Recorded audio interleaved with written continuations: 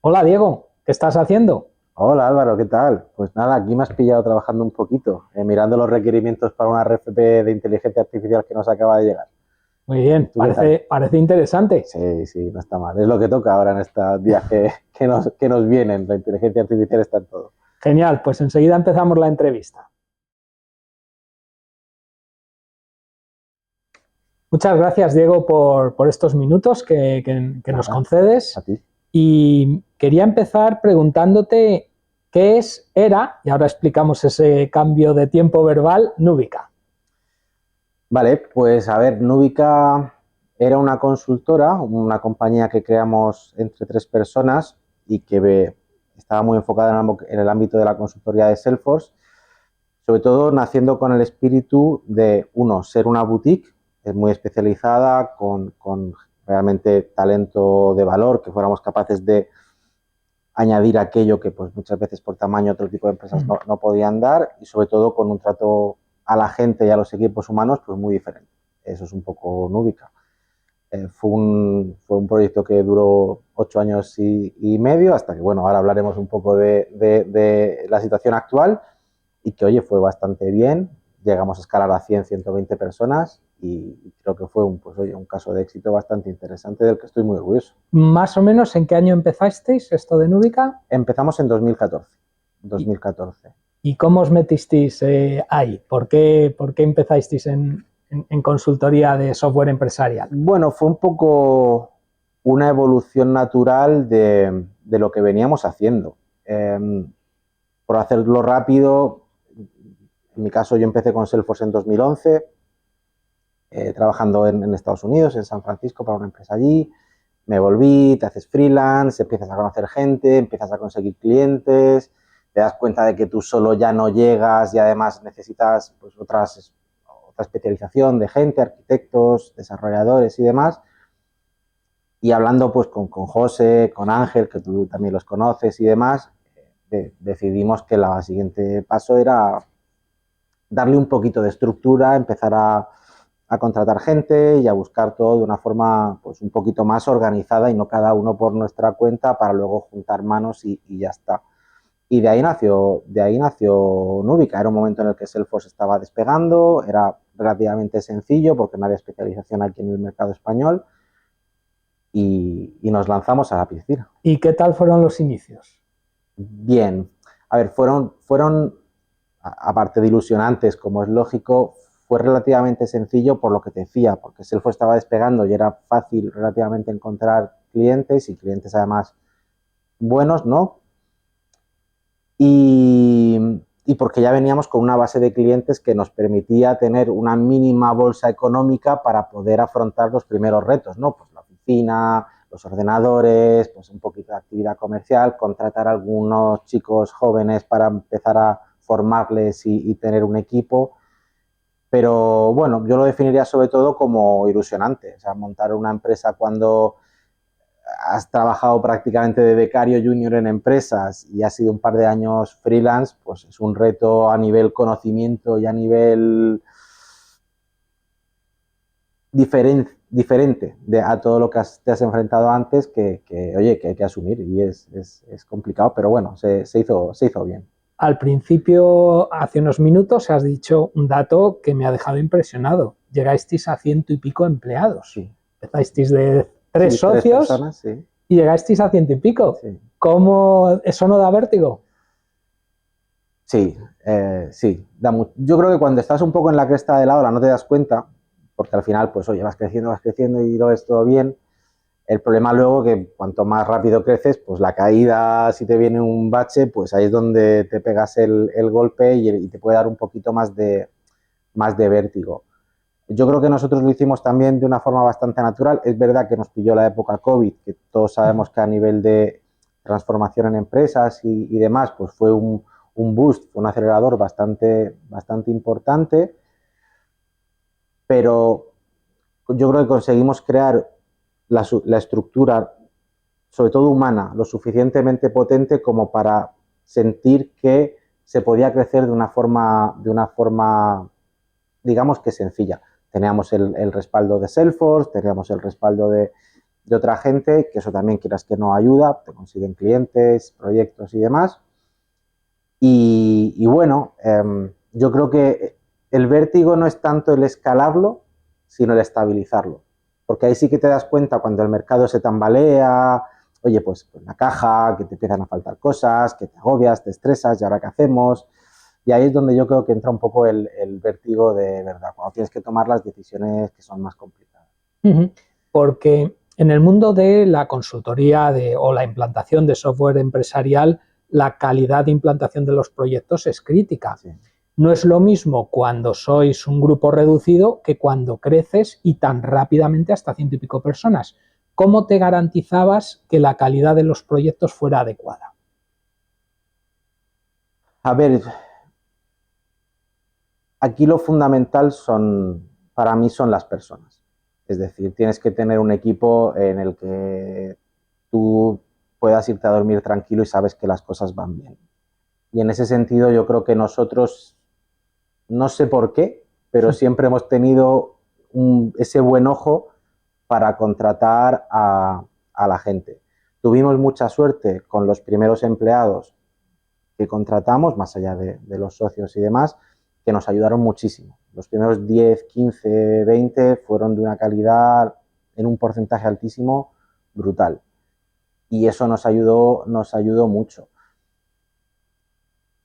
Y luego nosotros teníamos esa filosofía siempre de estar siempre juntos, de estar siempre apoyándonos, de no te aíslo en un proyecto, sino que yo voy a estar echándote un cable para ver cómo te puedo aportar. Los chavales iban cogiendo esa cultura y yo creo que sí que dábamos la sensación de ese mimo, de ese cuidado, de que una empresa de ese tamaño te puede dar, ¿no? Esa implicación, casi hasta con la propia empresa cliente, ¿no?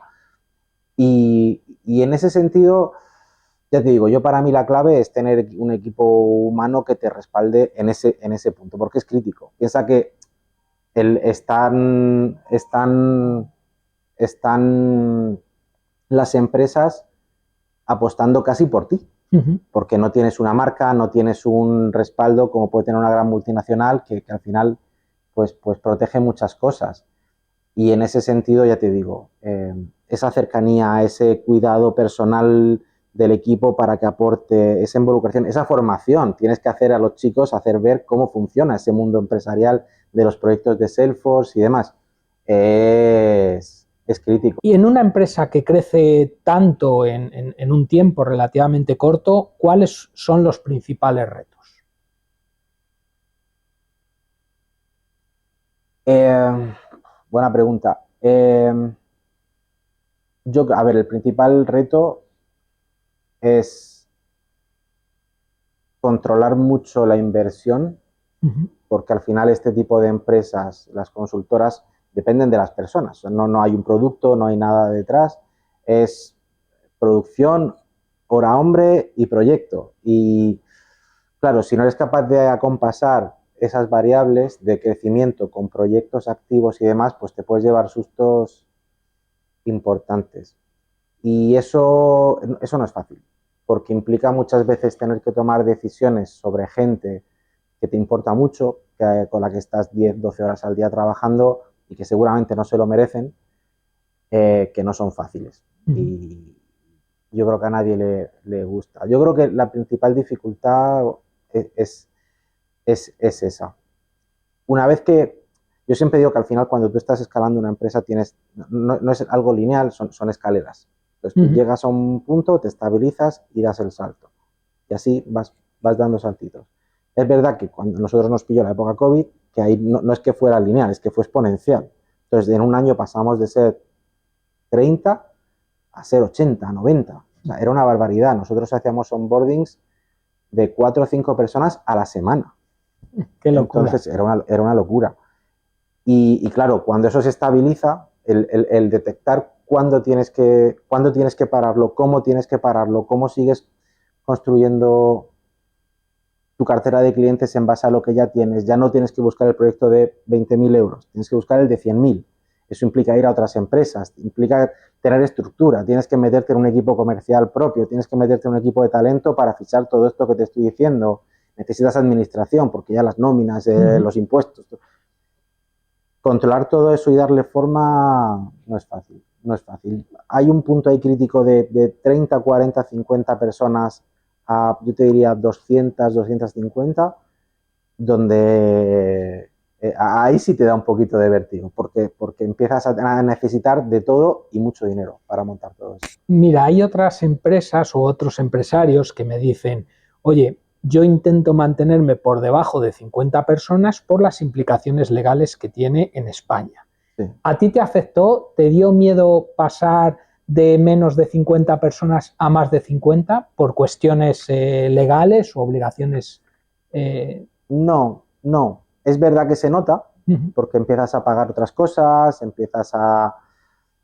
Más que el tema legal, muchas veces el tema económico, en el sentido de que empiezas a trabajar con bancos, ya tienes una línea de crédito, ya...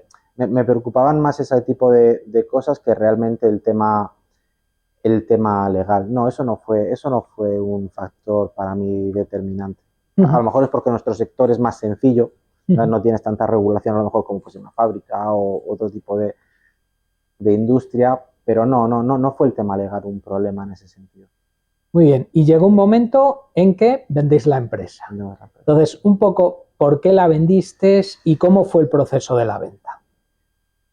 Bueno, la vendimos principalmente porque en ese proceso que te decía un poco de estancamiento, de estabilización, sí que notamos que, bueno, hay cosas que nos hicieron a lo mejor del todo bien y empezábamos a tener ciertas dificultades de caja, mucha gente, muchas nóminas, y podíamos meternos en un problema importante si el mercado no crecía o no seguía creciendo como lo estaba haciendo. El ecosistema de Salesforce también estaba cambiando, estaba virando un poquito más seguramente a empresas un poquito más grandes, ya mucho más consolidadas que a lo que era la boutique antes. Nosotros no queríamos caer en la subcontratación o convertirnos en esa factoría de talento para otros más grandes.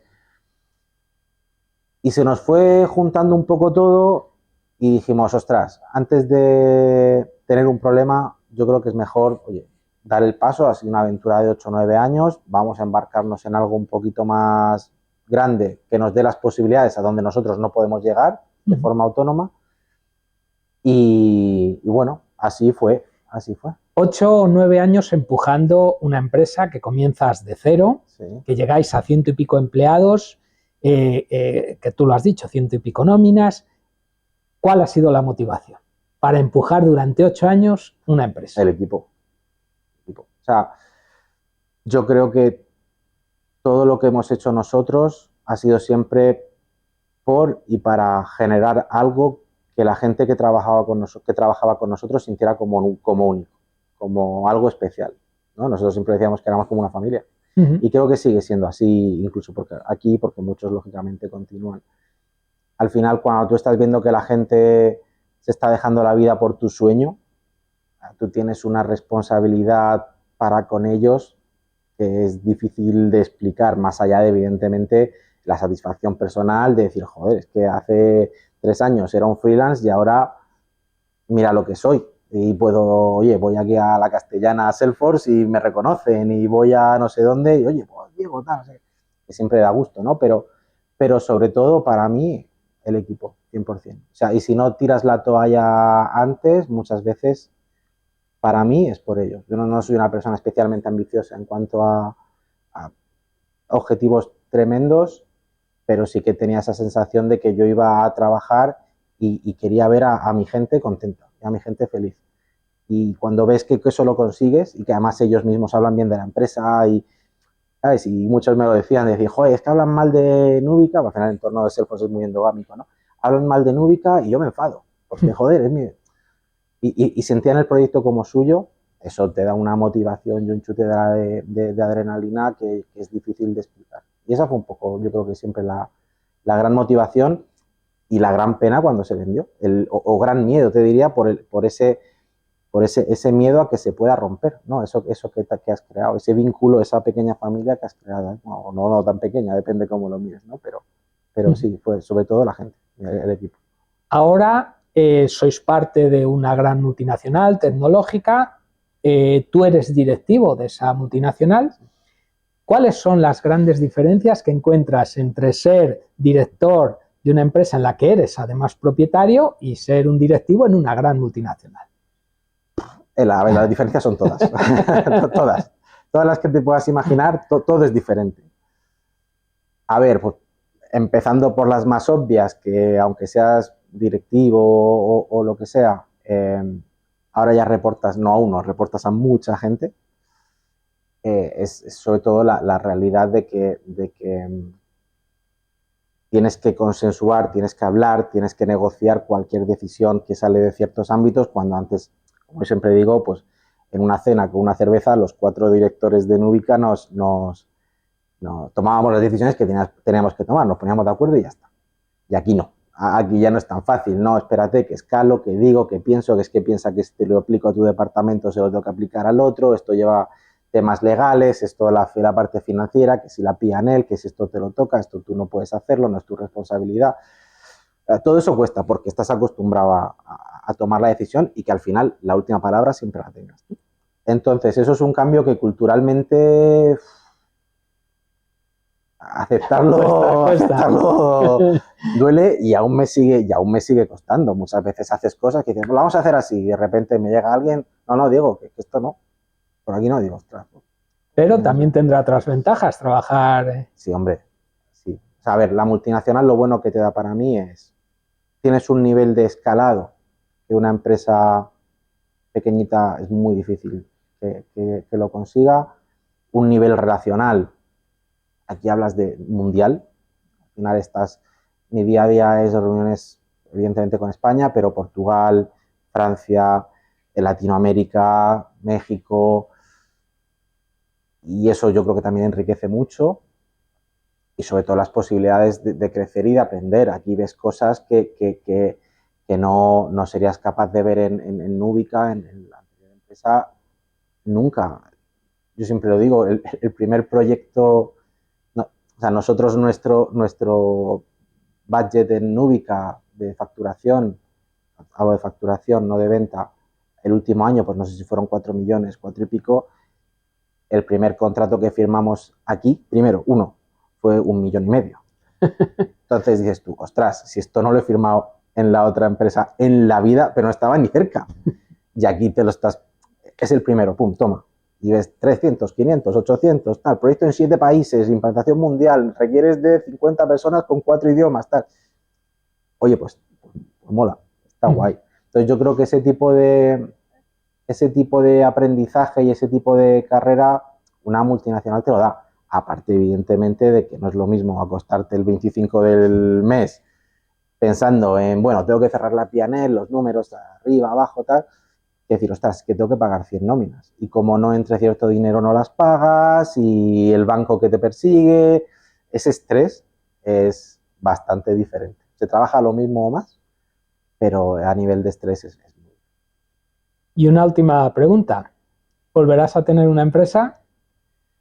Buena pregunta. Esto me lo preguntan mucho. Diego, si tú seguro que al final...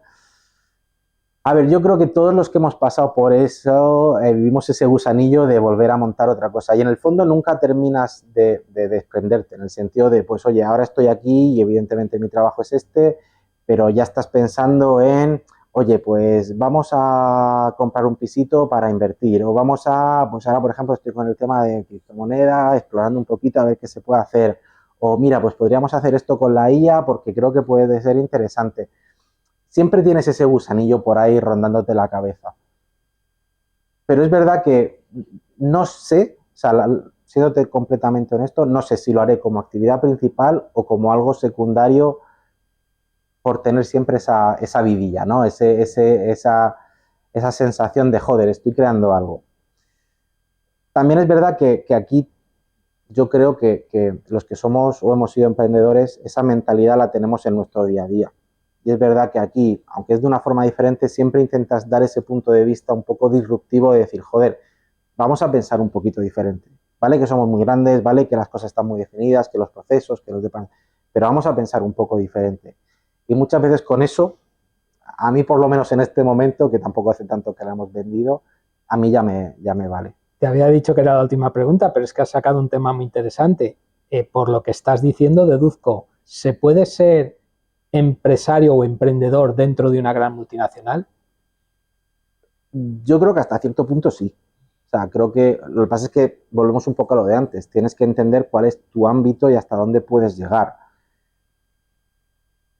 Al final, o sea, aquí no puedes ser emprendedor en el sentido estricto de, oye, pues yo voy a montar lo que me dé la gana, como a mí me dé la gana. Ya veremos si funciona o no.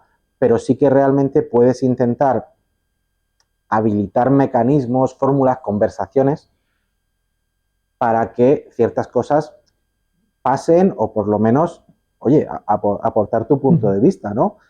Hay mucha gente que te dice, hombre, Diego, ¿qué tiene que ver Núbica con el proyecto con el que estamos ahora? Pues seguramente nada. Pero es que a lo mejor eso es lo que tenemos que plantearnos. Es que a lo mejor para gente que ha trabajado siempre en una multinacional, tener ese punto de vista de una startup, de una boutique, de una empresa pequeña, es interesante porque es completamente rompedor para ellos, ¿no? Entonces, más que desde el punto de vista de ejecución, que también se pueden cambiar cosas, es sobre todo desde el punto de vista para mí de la ideología, de cómo tú puedes elaborar planteamientos para que esto realmente cambie. Muy bien, pues muchas gracias, Diego, y mucho éxito en esta aventura y en las que tengas en el futuro. Nada, gracias a ti, Álvaro, como siempre. Gracias. Gracias.